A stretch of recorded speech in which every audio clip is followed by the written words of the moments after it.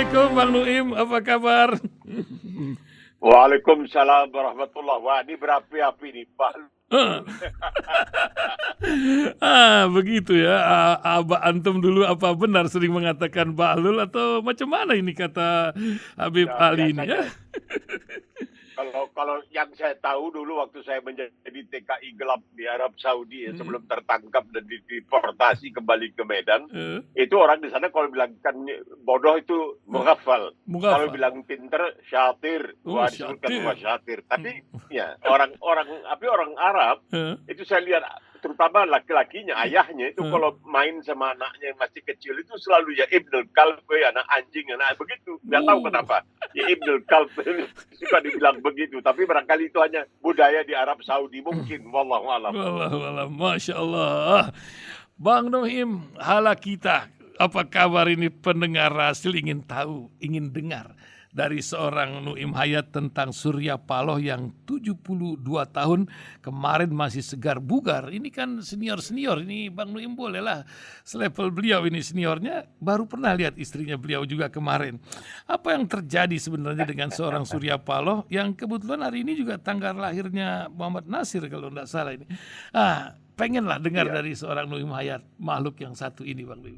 Silakan Bang Nuim yang sedang Ya, dia berjuang. seorang pejuang. Ya, Seorang gitu. pejuang. Ini harus diakui dahulu Hmm. ketika masih misalnya Orde Baru berkuasa, meskipun dia sempat dekat dengan anak dari salah seorang anak dari Soeharto, Hmm. tapi dia ketika misalnya korannya dibredel, korannya diberangus, yaitu koran Editorial. prioritas, Prioritas. dia tetap berjuang. Hmm. Dia tetap berjuang untuk melawan karena dia menginginkan kebaikan menurut pandangan dia. Hmm. Jadi pada waktu dia misalnya bersekutu dengan Jokowi dengan pandangan atau harapan bahwa akan terjadi perubahan-perubahan di Indonesia, tapi barangkali ini menimbulkan kekecewaan sehingga pada suatu saat kira-kira 5 tahun yang lalu, barangkali 4 tahun yang lalu, ketika Anies telah menjadi gubernur, melihat barangkali tindak tanduk Anies Rashid Baswedan, dia mengatakan mungkin ini harapan masa depan kita. Karena yang lain-lain adalah masa lalu. Dia menginginkan suatu masa depan. Walaupun sekarang dia mengatakan sebenarnya kalau dia berangkul Anies dan mengusung Anies itu karena ingin menunjukkan pluralisme. Jadi kalau kita memang betul-betul, kita sekarang ini dalam ujian ya, Indonesia, dalam ujian. Apakah kita betul-betul sebuah negara pluralis atau kita sebenarnya negara yang tetap mempertahankan sistem yang pernah berlaku selama 32 tahun di bawah Soeharto dan kemudian demokrasi terpimpin di bawah Soekarno. Apakah kita bisa menerima pluralisme? Ini yang harus barangkali dibuktikan nantinya. Dan ini menarik sekali karena apa yang ditawarkan oleh Surya Paloh adalah suatu pilihan lain. Jadi tidak seperti yang di masa lalu kita bisa mengetahui siapa yang pasti akan menjadi presiden. Jadi insya Allah dalam pemilihan tahun depan di bulan Februari, 14 Februari ya, tahun depan insya Allah kita tidak bisa memastikan sebelum misalnya kertas suara, surat suara dihitung. Jangan seperti yang pernah dikatakan oleh Soeharto ketika Harmoko mengatakan kepada Soeharto, mari kita beli komputer. Soeharto bilang untuk apa? Jadi Pak, kalau ada pemilihan kita bisa mengetahui lebih awal bagaimana hasilnya. Langsung Soeharto bilang belum dipilih, aku udah tahu hasilnya kayak apa. Kita kenapa mesti dipayah-payah? Nah itu kita tidak menghendaki ini terjadi. Jadi semoga memang betul jurdil yang disebutkan jurdil, jujur dan adil. Dan ini akan diuji coba. Ini merupakan suatu ujian, tantangan dari seorang Surya Paloh melalui tentunya Partai Nasional Demokrat Nasdemnya kepada bangsa Indonesia. Bisakah kalian menerima suatu perbedaan? Ini yang susahnya itu kan menerima perbedaan. Jadi seperti pernah dikatakan seorang filosof Prancis, saya tidak setuju, saya benci, saya nista, saya sengit terhadap apa yang saudara katakan, tapi saya bersedia mengorbankan jiwa raga untuk membela hak saudara untuk mengatakannya. Ini yang penting.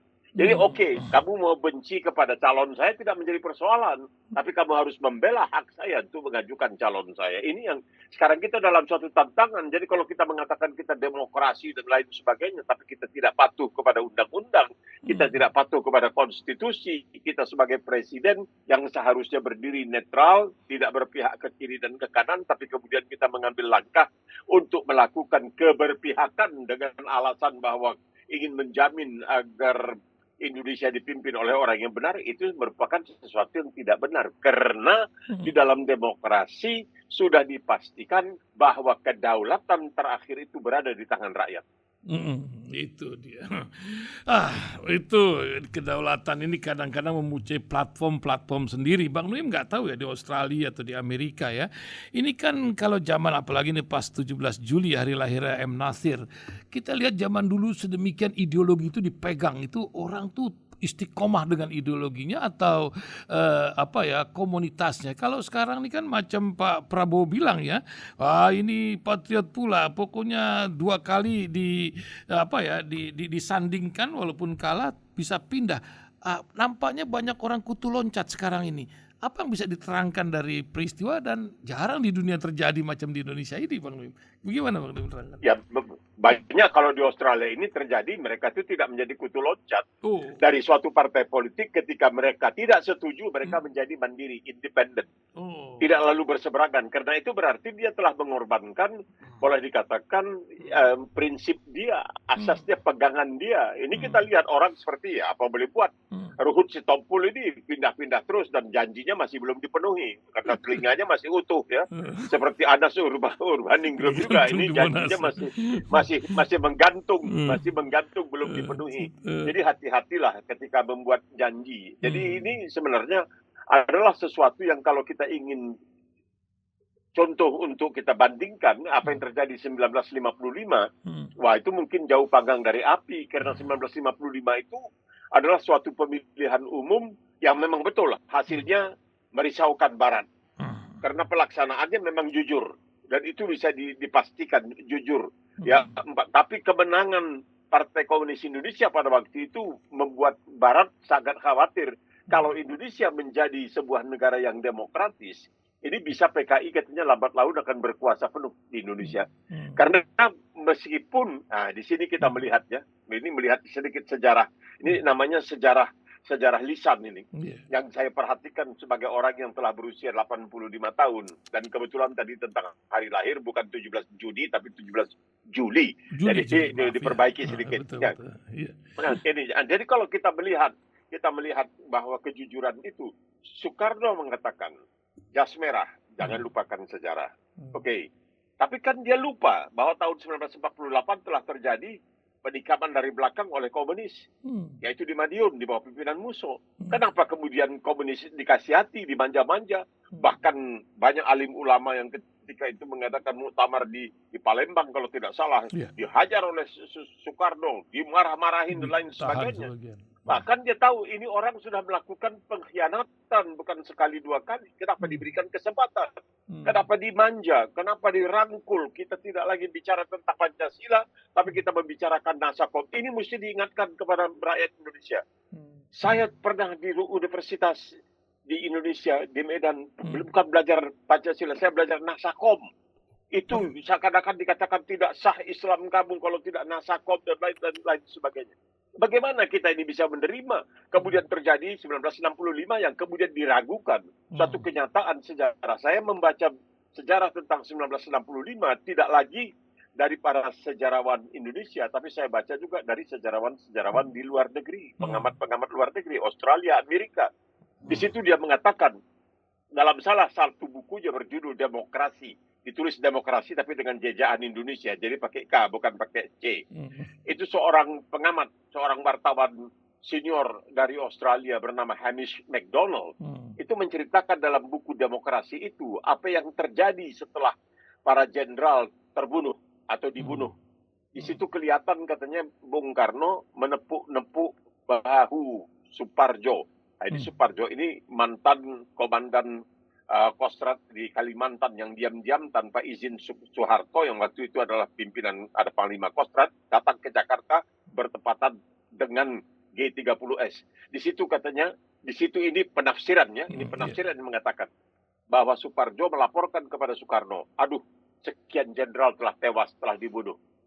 Lalu katanya ditepuk-tepuk bahunya, seakan-akan mengatakan, ya itulah konsekuensi dari perjuangan. Jangan kita tidak tahu apakah benar atau tidak, karena tidak ada sejarah yang bisa dipercaya, yang betul-betul objektif yang ditulis tentang kejadian itu. Nah sekarang ini seakan-akan ada pembelaan terhadap sesuatu yang begitu kejam dan begitu dahsyat, yang hampir menghancur leburkan kita. Dari peristiwa yang disebutkan G30S. Kalau sekiranya memang, ya kalau sekiranya memang itu adalah suatu konspirasi, suatu komplotan oleh militer, kenapa mereka tidak melakukan penjagaan yang lebih ketat di rumah para jenderal yang kemudian dengan begitu mudah bisa diculik dan dibunuh? Ya pertanyaan yang sangat sederhana. Kalau itu adalah suatu konspirasi, suatu komplotan oleh para jenderal, kenapa mereka pada malam itu tidak dikawal? Kenapa tidak dikawal? Kenapa seakan-akan dibiarkan Jenderal Parman yang pernah menjadi atas militer di London dan lain sebagainya? Kenapa? Ini kan pertanyaan, tapi jawabannya kita belum tahu dengan pasti, karena penulisan sejarah itu kadang-kadang diwarnai oleh kepentingan-kepentingan tertentu, bukan karena objektivitas. Oleh sebab itu sering banyak yang bertanya juga, kenapa Anda sebagai seorang Muslim awam, kenapa membaca banyak buku tentang Islam yang ditulis oleh non-Muslim? Seperti Karen Armstrong, seperti Leslie Hazelton, seperti Lawrence, ya, dan profesor dari Universitas ya, karena mereka itu bisa objektif. Dan ini dari orang yang bukan Muslim, jadi mereka itu lebih objektif, mendapatkan gambaran yang lebih objektif tentang Islam itu. Ini penting sebenarnya. Bang Nuim sebagai orang yang pernah makan asam garam dalam perjalanan hidup menghadapi PKI, ini ada isu yang entah apa ya, mulai dari urusan Aceh ya dengan rumah gedongnya, dan juga Kepres nomor 17 tentang pembentukan tim penyelesaian non-yudisial pelanggaran hak asasi manusia berat masa lalu.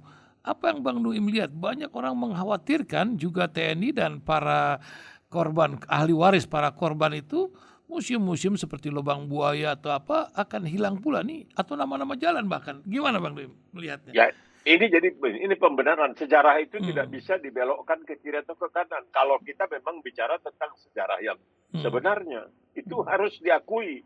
Yang jahat itu makanya hak yang batil. Yang hak itu hak, yang batil itu batil. Ini sudah menjadi harusnya pegangan setiap Muslim. Tidak memutar balik sejarah. Itu yang penting. Selalu dikatakan, kalau kita meninggalkan sejarah maka kita terancam mengulangi kesalahan. Ya, ini terjadi. Jas merah itu terjadi kemudian. Kenapa tidak disebut sekarang ini? Kalau kita jujur, kenapa kita tidak menyebutkan semua ini? Bahwa tahun 48 komunis itu berontak, dipimpin orang bernama Musso di Madiun, di Jawa. Selesai. Bahwa mereka telah melakukan suatu kejahatan ketika kita sedang berjuang untuk memerdekakan negara dan bangsa kita dari penjajahan Belanda. Kenapa ini tidak disebut-sebut? Kenapa ini tidak pernah disebut-sebut? Itu yang saya ingin. Kenapa tidak pernah disebut-sebut bahwa ketika Orde Lama berdiri, kenapa kita dipaksa untuk Dangsakom? Kenapa kemudian Pancasila itu kita diserat dari Trisila jadi Ekasila, artinya gotong royong? Padahal itu sudah jelas ada 5 sila.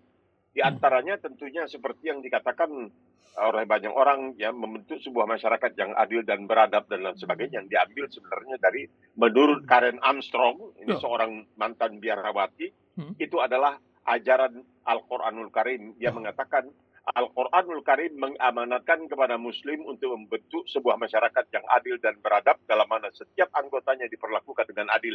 Nah ini kita tidak menjelaskan secara terus terang. Ya, kadang-kadang saya tertarik, ya, kagum dengan Salim Said kalau dia mengatakan hal-hal ini, tapi tidak tertulis dalam sejarah yang betul-betul objektif, yang betul-betul tidak ke kiri, tidak ke kanan, tapi menjelaskan apa adanya. Telah terjadi suatu pergolakan. Saya waktu itu adalah sekretaris 2 HMI Sumatera Utara tahun 263 barangkali 6. Itu kita mesti melapor ke DPKN, Dinas Penyelamatan atau Dinas Pengawas Keselamatan Negara. Itu harus melapor terus ke polisi itu, karena dipaksa oleh pemuda rakyat, dipaksa oleh PKI dan lain sebagainya. Saya mengancam sebagai redaktur pelaksana sebuah koran di Medan pada waktu itu. Saya sempat mengancam dalam tanda kutip itu pemimpin redaksi koran-koran yang notabene adalah koran-koran PKI. Di antaranya ada yang didatangkan dari Jakarta ke Medan. Salah satu di antaranya yang memimpin koran harian rakyat itu bernama Tan Pukyong. Itu orang luar biasa, PKI-nya sangat luar biasa. Kita berhadapan dan saya mengatakan, tidak bisa bertanggung jawab kalau kamu melakukan ini. Saya anak buah, karena saya ikut bergerak di bidang olahraga, banyak saya katakan tidak bisa bertanggung jawab nanti kalau anak buah saya melakukan pengobrak-abrikan terhadap koran kamu, kalau kamu melakukan ini terhadap anak buah saya. Kita harus melapor. Ini terjadi dalam tahun 1963 ya, di Medan yang saya ketahui, karena 64 saya sudah tidak berada di Medan tapi berada di luar negeri. Jadi ini kenyataan, kenapa kita mau menghapus ini dari sejarah. Itu. Ini kan tidak bisa dihapus.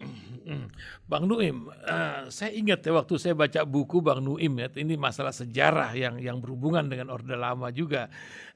Ini pendengar kita banyak di Malaysia, di streaming aja ada 38, di Singapura juga ya dari Sela. Mereka sering dengar kita pernah ribut dulu Malaysia sama Indonesia. Nah, apa yang Bang Nuim bisa terangkan dari keributan itu di masa Orde Lama ketika konflik itu sedang terjadi, Bang Nuim? Silakan Bang Nuim. Ini kan namanya konfrontasi. Kenapa kita konfrontasi? Dan konfrontasi hanya kita. Kita saja yang tidak didukung. Pada waktu itu ada beberapa pemimpin non-blok. Termasuk Joseph Tito. Dari waktu itu ada Yugoslavia. Kwame Nkrumah. Itu waktu itu dari Ghana. Jamal Abdel Nasser, Allah yarhamu. Itu dari Mesir. Kemudian Jawaharlal Nehru dari India dan sebagainya. Mereka ini memang ingin membentuk blok ketiga. Ada 2 blok. Ya, satu blok barat, satu blok timur. Ada perang dingin dan lain sebagainya. Yang ini ingin di tengah-tengah. Tapi Soekarno lebih ekstrim dari itu. Jadi dia melakukan konfrontasi. Ada yang mengatakan, kenapa konfrontasi terhadap Malaysia? Padahal ada satu tawaran untuk membuat Mafilindo. Mafilindo itu waktu itu Malaya, Filipina, dan Indonesia. Sebagai yang punya dasar atau punya sumber yang sama, begitulah. Secara antropologis. Oh tidak, kita mesti konfrontasi. Jadi ini mengingatkan kita ketika zaman Jepang dulu ada nyanyi lagu-lagu, hancurkanlah musuh kita itu Inggris dan Amerika. Dan ini kembali. Ya, Indonesia keluar dari Perserikatan Bangsa-Bangsa, Indonesia keluar dari Komite Olimpiade Internasional. Kita membatalkan, ya, tidak ikut serta dalam Olimpiade di Jepang tahun 1964 dan lain sebagainya. Tapi ada yang mengatakan semua itu adalah pengalihan perhatian karena ekonomi kita agak kewalahan, maka biasa kita cari musuh bersama. Seperti dikatakan oleh seorang negarawan India 3000 tahun yang lalu, Kaltiya, musuh dari musuh saya adalah sekutu saya. Nah, ini dicari musuh, dibikinlah musuh Inggris dan Amerika dan negara-negara yang disebutkan nekopolim dan lain sebagainya. Mesti sekarang ada barangkali pemeriksaan terhadap keuangan negara yang dihabiskan oleh Soekarno ketika menyelenggarakan yang disebutkan Ganevo, Games of the New Emerging Forces, dalam bulan Oktober tahun 1963. Berapa banyak yang habis? Berapa banyak yang dikorbankan itu uang? Kita pernah kehabisan cadangan devisa karena mengundang orang-orang yang bahkan tidak mengerti mengikat sepatu bola, diundang untuk ikut main bola untuk menyaingi Olimpiade. Tapi akhirnya apa? Dan ini pengalihan semua. Pengalihan karena keadaan sudah begitu berat, ya coba kita umumkan mau perang. Padahal kita tidak punya apa-apa. Jangan salah, kita tidak punya apa-apa. Nah, kalau sekiranya tidak terjadi G30, entah bagaimana jadinya konfrontasi itu. Dan begitu konfrontasi selesai, ya orang seperti Benny Murdani dan sebagainya itu yang dikerahkan oleh Soeharto untuk memberesi keadaan dan kemudian menghentikan konfrontasi. Yang paling memalukan adalah 2 prajurit kita yang tertangkap di Singapura dan kemudian dihukum gantung. Pada waktu penghukuman gantung itu, Perdana Menteri Lee Kuan Yew yang diminta supaya menyelamatkan ini, janganlah, Soeharto bilang sudahlah selesaikan Harun, dan tidak, dia pergi ke Kanada waktu itu supaya ini semuanya sia-sia. Perbuatan yang sia-sia. Jadi kan sebenarnya apa yang terjadi dengan konfrontasi itu adalah suatu pengalihan. Karena kita juga tidak dibela oleh banyak negara lain. Hmm. Ya, karena apa? Itu ada kepentingan di dalam negeri untuk mengalihkan. Sudah, ini ke ekonomi sudah agak kewalahan kita dan sebagainya. Ya udah, coba kalau begitu kita cari musuh bersama. Karena itulah musuh dari musuh saya adalah sekutu saya. Nah, ini cerita konfrontasi nih Bang. Ya, itu masa lalu. Ini ada yang di masa sekarang ini. Netanyahu punya gaya ini yang sekarang lagi dirawat di rumah sakit akibat kepanasan alam tamasyanya dia. Jenin, luar biasa. Konfrontasi juga terjadi di negeri seperti Ukraina dan Rusia. Apa yang Bang Nuim lihat ini di tengah alam yang semakin bergejolak, konfrontasi terjadi di mana-mana, bahkan ada gempa yang luar biasa baru-baru ini hingga berapa 8,7 bukan 7,4 di mana di Alaska sana. Bagaimana Bang Dwi melihat ini keadaan yang terjadi di mancanegara? Kita keluar dulu dari negeri kita ini, Bang. Ini sebenarnya bukan keluar dari negeri kita, dijangkut kita semua. Karena apa yang terjadi sekarang ini adalah suatu musuh bersama. Suatu musuh bersama, yaitu perubahan iklim yang telah menimbulkan, coba bayangkan, sampai Netanyahu masuk rumah sakit dipasang semacam sesuatu jantung. Dia itu katanya dibantu, tapi sekarang sudah selesai. Sudah selesai. Tapi kita lihat bagaimana keadaan di Amerika Serikat, keadaan di 3 benua, keadaan di Jepang. Sementara di Korea Selatan terjadi banjir. Wow, betul. Tenggelam banjir yang hebat sekali. Sudah beberapa orang yang tewas dalam. Di tempat lain kebakaran hutan, di tempat lain orang kepanasan, setengah mati kepanasan. Jadi membuat kami yang berada di belahan selatan ini, di belahan selatan seperti Selandia Baru dan sebagainya, ini agak was-was menghadapi musim panas yang akan datang sekitar Desember, Januari, Februari mendatang. Bisa bayangkan kalau ini terjadi seperti kita lihat yang terjadi di Amerika, terjadi di Sisilia, di mana di Italia sana suhu sampai mendekati 50 derajat, ada yang sudah melampaui 50 derajat jadi 53 derajat. Dalam keadaan 35 derajat saja, kalau seperti di Indonesia keadaannya adalah adanya kelembapan, humiditas, itu sudah setengah mati panasnya kayak apa. Dan itu diperlukan, ini anehnya, ini kan diperlukan untuk mendinginkan itu perlu AC. Nah AC itu perlu listrik. AC itu perlu listrik. Listrik itu dibangkitkan dengan batu bara. Maka terjadilah perubahan. Terjadi lingkaran setan ini yang terjadi. Ini yang kita hadapi dan kita tidak bisa berbuat banyak. Dan tidak Alhamdulillah sekarang ini, dalam keadaan sekarang ini, alhamdulillah karena Amerika kelihatan sudah mulai sadar dan nampaknya Netanyahu tidak lagi begitu disukai sehingga dia tidak diundang untuk berkunjung ke Amerika. Yang diundang kunjung ke Amerika Herzog adalah presiden dari Israel yang memang bertentangan dengan apa yang dilakukan oleh Netanyahu yang ingin mengebiri. Nah, ini dia ingin mengebiri keadilan. Dia ingin melakukan pengebirian terhadap kemampuan mahkamah peradilan. Ini yang dilakukan. Bukan itu saja, tapi yang paling membuat banyak orang merasa marah, tapi tidak bisa berbuat apa karena Israel ini masih punya kekuasaan sangat luar biasa, adalah upaya mereka untuk menghapuskan jejak Palestina dari apa yang sekarang ini adalah wilayah Israel. Mereka ingin, kalau kita masuk ke museum-museum di Israel, itu sudah mulai dihapuskan. Seakan-akan sejak tahun 1948 ketika bangsa Palestina mengatakan kami telah ditimpa Nakbah. Ya, timpa malapetaka, Nakbah al-Nakbah. Itu Israel sekarang ingin menghapuskan. Dan mereka dalam ini tidak segan-segan misalnya untuk merekrut bekas-bekas penjahat perang Nazi Jerman asal bisa membantu mereka. Dan sekarang ini ada satu tulisan yang dimuat dalam Haaretz, koran Israel, yang mengatakan bahwa mereka bisa melakukan semacam gangguan terhadap pemilihan. Apakah itu pemilihan presiden seperti di Amerika misalnya atau tempat lain, atau pemilihan Dewan Perwakilan Rakyat.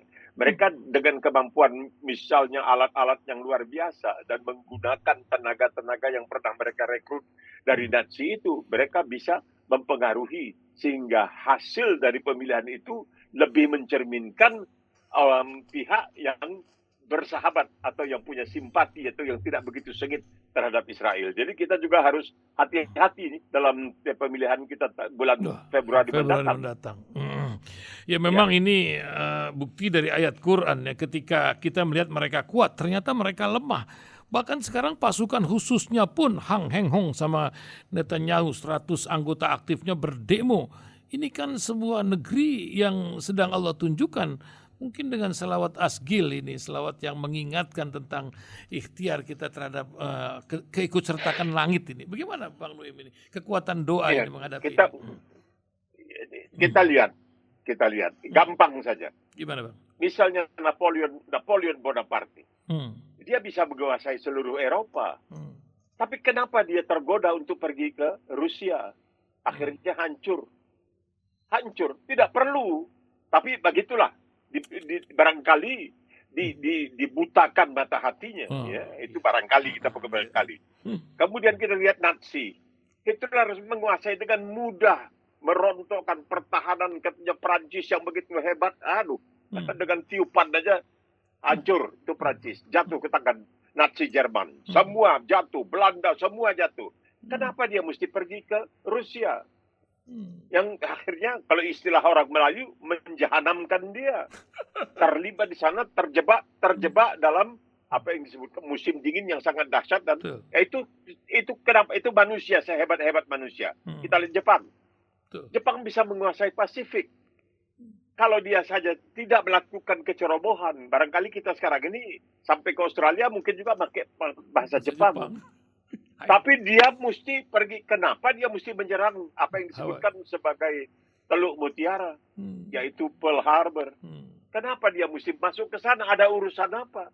Dengan demikian terpancinglah Amerika untuk ikut dalam perang Pasifik dan akhirnya Jepang kalah. Jadi sehebat-hebatnya, sepandai-pandainya tupai melompat, sesekali gawal juga kata orang Melayu.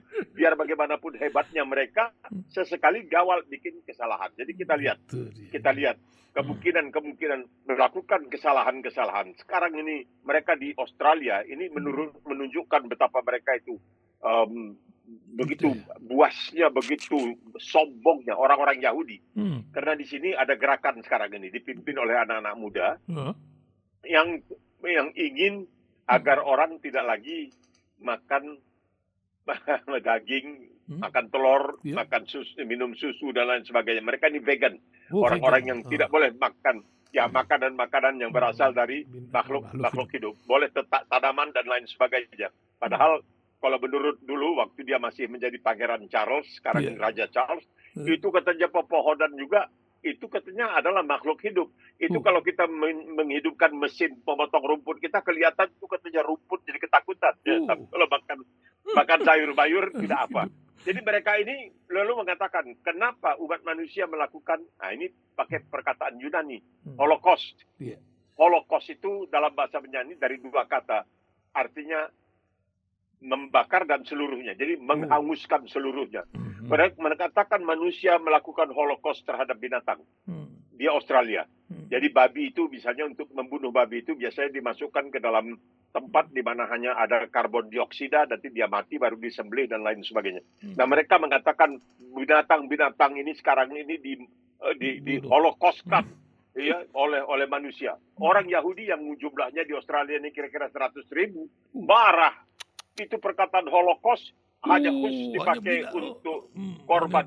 Itu mereka, padahal itu kata dari bahasa Yunani. Begitulah mereka itu dalam menjaga agar orang jangan lupa bahwa mereka itu pernah menjadi korban. Bahwa sekarang mereka mengorbankan orang Palestina, mereka masih mencerminkan kami sebenarnya yang jadi korban. Karena kadang-kadang itu ada orang Palestina pakai belati, pakai pisau, menyerang. Itu kami dilempari batu. Al-Intifada. Kami dilempari batu. Coba, padahal dia punya senjata nuklir. Nah, itu dia pandai kan? Dia pandai, dia bisa membalikan itu. Ini yang luar biasa. Sebuah pencerahan yang pendengar ini sudah dengar kan semua. Pendengar ini Bang Nuim yang ngomong ini. Senior kita. Bang Nuim, ini besok ini nampaknya pemerintah 29 hari. Ini tahun baru. Sebuah perjalanan hidup dari hijrah.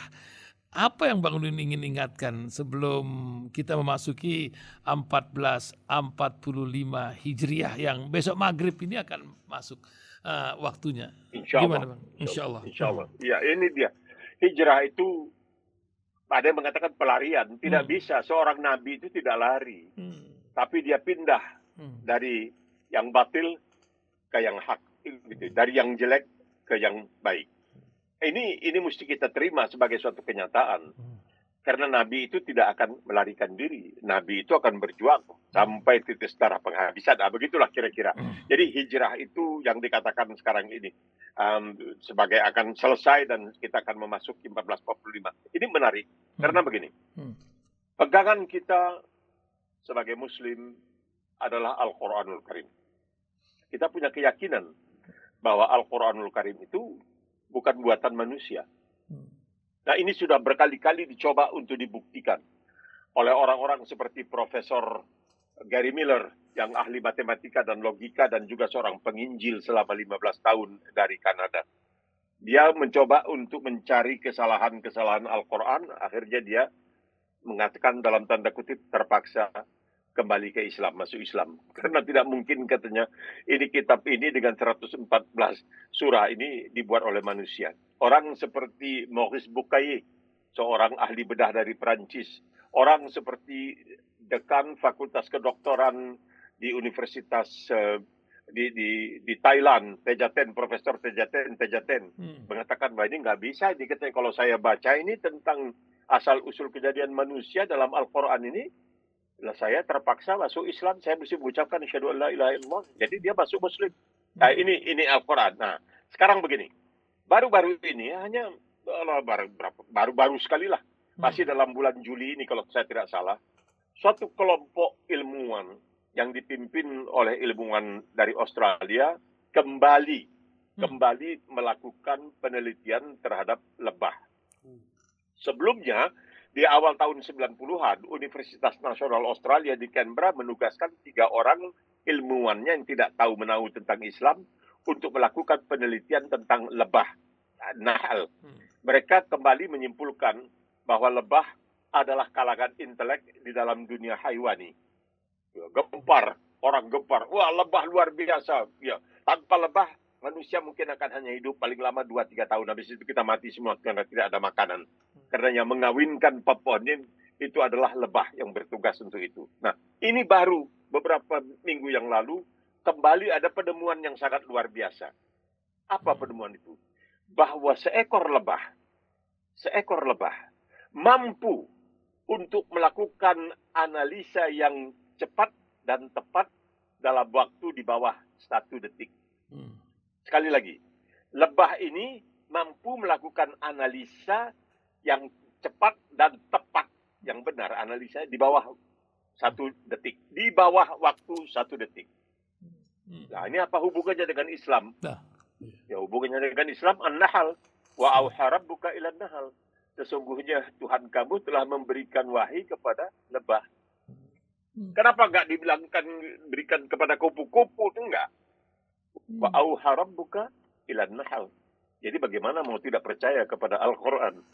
Ini kebetulan, tidak mungkin kebetulan. Sudah 2 kali, 3 kali penelitian mengenai lebah. Selalu lebah itu, dan kembali ke Al-Quran yang tidak seperti dikatakan oleh Profesor Gary Miller dari Kanada. Tidak mungkin sekitar 1400 tahun yang lalu, seorang yang buta huruf bisa menulis hal-hal yang sekarang terdapat di dalam Al-Quran. Dari segi ilmu pengetahuan tidak ada salahnya sama sekali. Nah, itulah dia Al-Quranul Karim. Tidak ada kesalahan. La raiba fi. Tidak ada keraguan dan tidak ada kesalahan di dalam. Wa auha rabbuka ilan nahl. Ini hanya satu dari sekian banyak, sekian ratus ayat-ayat sejenis yang tidak kita bongkar sayangnya. Banyak ahli-ahli yang jauh lebih pintar, yang lebih bahlul, ya. Lebih syatir dari kita. Mereka harus membongkar ini. Katakan kepada umat Islam ini, Al-Quran ini tidak bisa dibantah kesahihannya. karena ayat-ayat ini itu yang penting mestinya disampaikan kepada umat manusia. Itu luar biasa, luar biasa. Masya Allah. Bang Noim, waktu pula yang membatasi kita. Terakhir Bang Noim, closing statement dari Bang Noim di hari yang penuh istimewa di akhir tahun Hijriah ini. Silakan Bang Noim. Ya, ini di tengah-tengah kita mendapatkan gempa, mendapatkan hantaman dari kiri kanan, kadrun dan lain sebagainya. Kita akan tersenyum. Karena apa? Karena kita selama ini tetap menjunjung sesuatu yang hak, sesuatu yang betul-betul benar, sesuatu yang tidak bisa. Karena ada yang disebutkan the falsification test ini. Artinya ujian dari kesalahan atau pemalsuan. Tidak bisa. Inilah agama yang biar bagaimanapun dicoba, tidak bisa dibuktikan ada kekurangan dan kesalahan. Kekurangan yang ada itu pada penganutnya. Kekurangan yang ada itu ada pada penganutnya, tapi bukan kepada ajaran itu sendiri. Karena memang sudah dikatakan, sebagaimana yang diingatkan kembali oleh, ya kita setuju atau tidak setuju dengan politik yang dijalankan oleh Presiden Amerika Biden, ketika dia berkampanye, bahwa katanya pernah dikatakan oleh seorang bernama Muhammad, ya kita menyebutnya Muhammad SAW, ketika kamu melihat ada kesalahan, perbaiki dengan tangan, kalau tidak bisa makanya dengan lidah, kalau tidak bisa hanya dalam hati. Nah, ini mungkin dia ini identitas ya, politik identitas, tapi dia diterima di sana menjadi Presiden Amerika. Itulah dia, insya Allah. Insya Allah kita berjuang. Sebuah ikhtiar yang harus terus diperjuangkan. Terima kasih Bang Noim Hayat telah menemani pendengar di berbagai tempat. Subhanallah. Sampai ketemu lagi. Wabillahi taufiq wal hidayah. Assalamualaikum warahmatullahi wabarakatuh. Waalaikumsalam warahmatullahi wabarakatuh.